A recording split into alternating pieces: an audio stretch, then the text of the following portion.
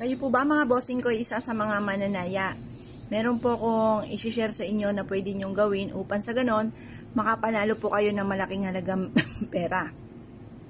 Isulat lang po natin muna dito ang ating tunay na pangalan at epelido. Pati po birthday at year kung kailan kayo ay pinanganak. Pagkatapos, isulat nyo po dito kung anong paborito nyong number na tatayaan or kung ano yung alaga ninyong number. Ako po, ang susulat ko po ay 758. Tapos, yung edad ko po ay 41. Tapos, ang edad po ng aking mister ay 43.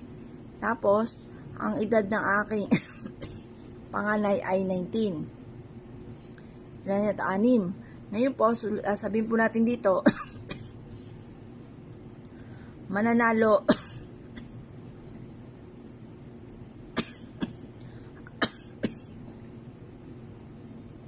ako ng jackpot. Yan. I-wish na po lahat ang gusto po ninyo. Pagtapos na po kayo mag-wish mga bossing, halimbawa magkaroon ako ng sariling bahay, magkaroon ako ng sarili kong negosyo na dito na ako yayaman, magkaroon ako ng mga bagay na matagal ko nang pinapangarap, i-wish na lahat-lahat ang gusto po ninyo. Pagkatapos mga bossing, gagamitan po natin ito mga bossing ko ng bawang. Yan. Ang paggamit ng sana, ibig sabihin pag kayo nagwi-wish, ay alinlangan ko ito'y matutuloy. Pero kung walang direct na, wala pong sana at direct to the point ang inyong pagwi-wish, ito po ay malaki ang tsansa na magkakatotoo po yan. Yung parang naniniwala ka na matutupad lahat ang mga kahilingan, kaya mas mainam huwag nyong gagamitan ito ng sana kapag kayo ay nag-wish. Proven po ito na napakaswerte, basta't may 100% kang paniniwala. Basta't pa ikay gumawa ng ganito, naka-mindset na sa inyo na simula na ito ng tagumpay po ninyo. Makakamit lahat ang mga pinapangarap. Ngayon po mga bossing, hindi lang naman sa pagtaya-taya tayo maaaring yumaman.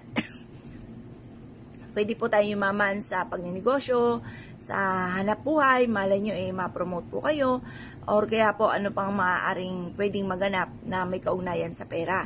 Hindi lang lagi sa pagtaya.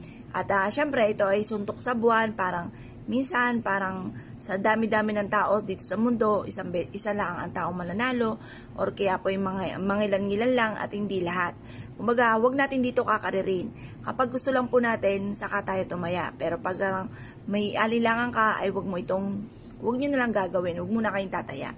Kasi importante yung malakas yung fighting spirit nyo para gumana ang ating law of attraction, para matupad ko ano man ang ating hinihiling. Ngayon po mga bossing, kung kayo po isa sa mga mananaya, gawin nyo po ito ng umaga mga bossing mga 6:30 or kaya po alas 7.